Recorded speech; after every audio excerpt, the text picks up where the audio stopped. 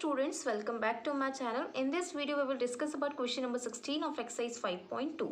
Determine the AP whose third term is 16 and the seventh term exceed the fifth term by 12. Question में मुझे क्या दे रखा है, एक आपको AP निकाल के देना है जिसके लिए मुझे थर्ड टर्म कितना गिवन है 16 है। तो जो भी इन्फॉर्मेशन मुझे मिल रही है क्वेश्चन से पहले मैं उसे लिखते जाती हूँ। ठीक है, मुझे गिवन में क्या पता चल रहा है कि A3 कितना है मेरे पास में 16 है।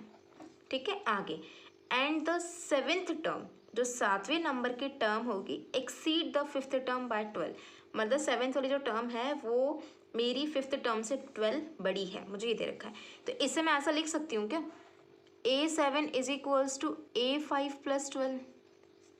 लिखने में आसान है ना, क्योंकि मुझे बोल रहा है कि सेवेंथ टर्म कितनी है, एक्सीड हो रही है कितनी, फिफ्थ टर्म से बाय 12, फिफ्थ टर्म बाय 12 तो फिफ्थ टर्म बाय 12 हो गया मेरा, ये होगी सेवेंथ टर्म। ठीक है, A3 को मैं क्या लिख सकती हूँ, A plus 2D is equals to 16 लिख सकते हैं। ठीक है, इससे दे दिया मैंने इक्वेशन नंबर 1। अब आ जाते हैं हम इस पर, ये मुझे क्या गिवन है यहाँ पर, A7 is equals to A5 plus 12। A7 को मैं लिख सकती हूँ A plus 6D is equals to, मैं A5 को मैं लिख सकती हूँ A प्लस 4D और यहाँ पर हो जाएगा प्लस का 12, प्लस A प्लस है दोनों के कैंसिल हो जाएंगे। 6D प्लस का 4D इधर आएगा तो क्या हो जाएगा, माइनस का 4D इज इक्वल्स टू में क्या बचा 12। 6D minus 4D 2D is equals to 12। 2D यहाँ पे बचा मेरे पास में D is equals to 12 divided by 2 करोगे तो D का वैल्यू कितना आ जाएगा 6, 2 6 12, तो D का वैल्यू मेरे पास कितना आ चुका है 6। मुझे क्वेश्चन में क्या बोल रखा है, डिटरमाइन द AP, तो मुझे A भी चाहिए AP निकालने के लिए, तो मैं इक्वेशन नंबर 1 में D का वैल्यू पुट कर देती हूँ। Putting value of D in equation number 1। ठीक है, मैंने इक्वेशन नंबर 1 में D का वैल्यू पुट कर रही हूँ।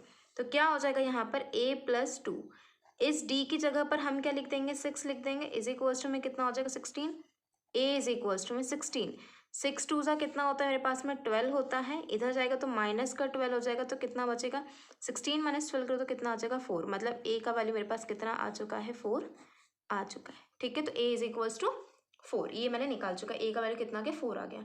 मुझे बोला था डिटरमाइन द AP, निकालना बहुत आसान है, AP निकालना है तो मुझे कुछ नहीं करना है, पहला टर्म तो कितना हो जाएगा 4, तो A is equals to 4। Second term क्या होती है A प्लस D होती है, तो 4 प्लस 6 कितना हो जाएगा मेरे पास में 10 हो जाएगा। थर्ड टर्म क्या होती है A प्लस 2D होती है, तो 4 plus 2 multiply by 6 is equals to 4, 6 2 सा 12 और 12 प्लस 4 मेरे पास कितना हो जाएगा 16 हो जाएगा। मैं देख ऐसे निकालूँ, मैं 4 टर्म निकालूँ तो A प्लस 3D हो जाएगा, A कितना है 4 है प्लस 3D का वैल्यू कितना है 6 है, इज इक्वल्स टू 4 प्लस 6 3 ज़ा 18 इज इक्वल्स टू 18 प्लस 4 कितना हो जाएगा 22। तो वैसे 4 टर्म बहुत है मुझे AP के लिए बताने के लिए, तो मेरे पास AP क्या बन के आ रही है, फाइनल आंसर क्या हो जाएगा 4, फिर क्या आया था 10, फिर क्या आया था 16 और फिर आया था 22। तो इस तरीके से मेरी AP यहाँ पर चलती जाएगी। तो मैंने यहाँ पे AP निकाल के बता दिया कि इसके लिए AP क्या होगी। ठीक है, तो मेरा क्वेश्चन नंबर 16 यहाँ पे कंप्लीट होता है। अब मुझे देखना है क्वेश्चन नंबर 17 है इसी एक्सरसाइज का, find the 20th term from the last. 20 term तो निकालनी, बट कहाँ से, पीछे से, फ्रॉम द लास्ट। AP आपको गिवन है क्वेश्चन में। ठीक है, देखो जब मुझे पीछे से निकाले ना 20 नंबर की टर्म, तो मैं क्यों ना इस AP को रिवर्स कर दूँ। ठीक है, बट AP को रिवर्स करने से पहले मैं थोड़ा इसके आगे का निकाल लेती हूँ क्या होने वाला है। इसको यदि मैं ध्यान से देखूँ तो इस AP के लिए यदि मैं D निकालना चाहूँ तो D कितना निकल के आ रहा है 8 माइनस 3 इज इक्वल्स टू 5 आने वाला है। ठीक है, मैं इस AP को रिवर्स करना चाहती हूँ, तो क्या हो जाएगा 253 हो जाएगा पहला टर्म तो।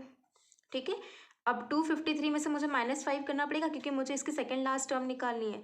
तो 253 मुझे क्या करना पड़ेगा 253 माइनस 5 करना पड़ेगा, क्योंकि D कितना आ रहा है 5 आ रहा है। तो यहाँ पे बच्चे मेरे पास कितना आ जाएगा 248 आ जाएगा। आया समझ में, क्योंकि मुझे पीछे से निकाल रहे तो सेकंड लास्ट टर्म मुझे निकालनी पड़ेगी, तो कितना आ जाएगा 253 माइनस 5 करूँ तो कितना आ जाएगा 248 आ जाएगा। तो यहाँ पे लिख दिया मैंने 248, और ऐसे मेरी AP कहाँ तक जाएगी, अब ये 13 8 और ये हो जाएगा 3। ठीक है, अब ये मेरी नई AP बन चुकी है, इस AP को लेके मुझे पूरा क्वेश्चन सॉल्व करना है। ठीक है, अब इस AP से, क्योंकि मुझे क्वेश्चन में पूछा है 20th टर्म का, इसलिए मैंने इस AP को रिवर्स कर दिया। ठीक है, तो यहाँ पर मेरा A कितना हो जाएगा 253 हो जाएगा।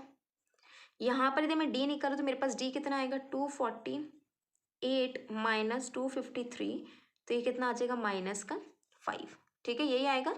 यहाँ पे यदि अगर मैं ए एन निकालूँ तो ए एन कितना हो जाएगा, 3 हो जाएगा। लास्ट टाइम क्या है, 3 है। मुझे क्या निकालना है, फाइंड है 20 टर्म, मुझे 20 नंबर की टर्म निकालनी, सीधी सी बात है। तो एन भी मेरा कितना हो जाएगा, 20 हो जाएगा। ठीक है, एन मेरा हो जाएगा 20। बट मुझे निकालना क्या है, 20 नंबर की टर्म। तो यहाँ पे हम क्या लिखेंगे, A20 इज इक्वल्स टू में A plus N minus 1 D होता है। तो 20 माइनस 1 और यहाँ पर क्या हो जाएगा, डी। आया समझ में, मैंने कौन सा फॉर्मूला यूज़ कर रही हूँ मैं यहाँ पर।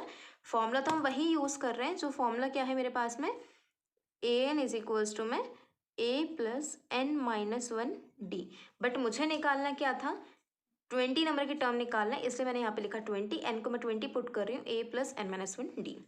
A20 तो मुझे फाइंड करना है, इज इक्वल्स टू ए कितना है, 253 है, प्लस 19, डी का वैल्यू है -5। ठीक है, प्लीज़ यहाँ पे 5 मत रख देना, क्योंकि मैं जो पहले वाली जो AP गिवन थी मैं उससे लेके नहीं चल रही हूँ, मैंने जो नई AP बनाई है मैं उससे लेके चल रही हूँ। ठीक है, तो डी मैंने यहाँ पे कितना रखा, -5 रखा।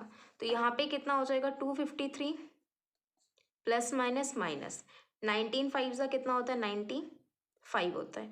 अब 253 माइनस 95 करूँगी तो कितना आ जाएगा, 158। और ये मेरा यही क्या है, A20 मतलब 20 नंबर की टर्म है, और मुझे यही तो क्वेश्चन में निकाल के देना था। ठीक है, तो A20 मेरे पास कितना आ गया, 158 आ गया। ठीक है, तो ये क्वेश्चन बहुत ईजी था, मुझे कुछ नहीं करना है, पीछे से निकालना था, इसलिए मैंने क्या करा, उस AP को सिर्फ रिवर्स कर दिया। तो यहाँ इस वीडियो में मेरे पास क्वेश्चन नंबर 16 और क्वेश्चन नंबर 17 कंप्लीट हो चुके हैं। आपको ये वीडियो हेल्पफुल लगती है और पसंद आती है तो प्लीज़ मेरे चैनल को सब्सक्राइब करना ना भूलें। Thank you so much.